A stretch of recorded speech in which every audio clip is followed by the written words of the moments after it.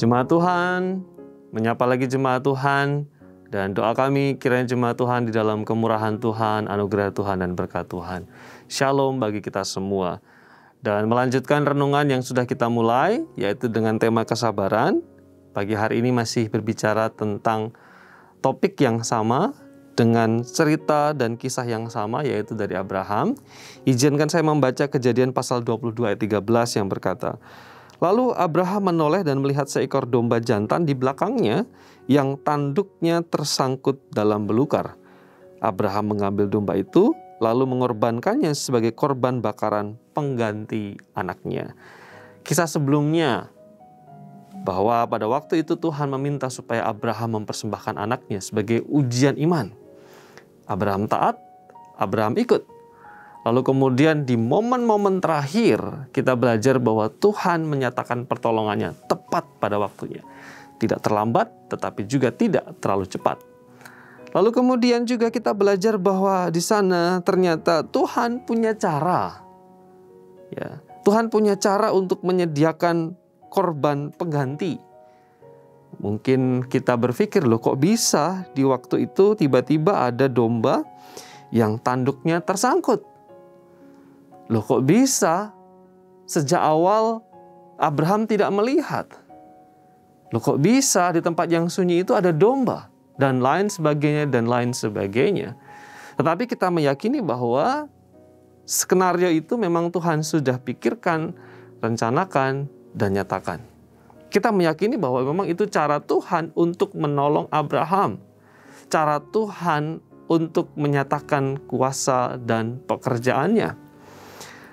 Kita belajar tentang kesabaran. Kita kemarin belajar bahwa Tuhan punya waktu yang tepat. Lalu kemudian kita belajar pagi hari ini bahwa Tuhan juga punya cara yang terbaik untuk menolong kita. Sehingga ini adalah jawaban mengapa kita harus bersabar. Karena bukan hanya Tuhan memiliki waktu yang tepat, tapi juga Tuhan tahu apa yang Dia kerjakan. Tuhan tahu cara yang paling baik untuk menolong kita. Sering kita mendengar kisah tentang para pendaki yang tersesat. Mereka kehilangan arah. Mereka tidak bisa menemukan jalan untuk meneruskan perjalanan ataupun kembali pulang. Alasannya pada umumnya satu, yaitu mereka mencari jalan alternatif, jalan pintas, jalan yang dirasa lebih cepat, lebih mudah, lebih enak, lebih nyaman. Tidak mau ikut jalan yang seharusnya, yang mungkin berkelok, yang tinggi, yang terjal, yang susah. Dan tergoda untuk ikut cara-cara yang mudah, cara-cara yang cepat, cara-cara yang singkat. Di dalam kehidupan kita juga sering tergoda dengan kita tidak bersabar untuk menunggu lamanya proses.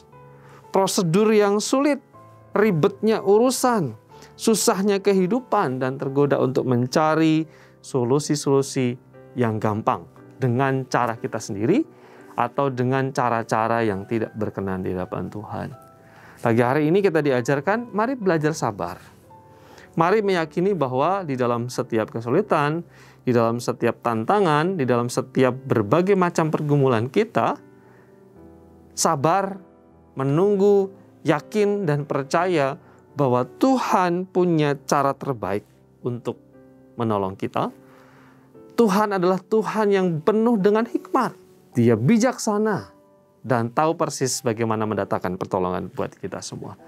Jadi tidak ada alasan untuk kita tidak setia, tidak percaya kepada karya Tuhan.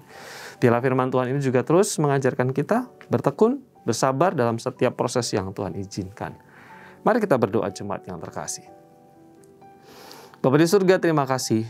Kami kembali bersyukur di waktu 5 menit ini kembali merenungkan firman Tuhan dan belajar taat, setia, sabar, karena Tuhan tahu cara yang terbaik untuk menolong kami. Menyerahkan kehidupan kami, biarlah hidup kami dipakai untuk kemuliaan nama Tuhan di sepanjang hari ini. Di dalam nama Yesus kami berdoa. Amin.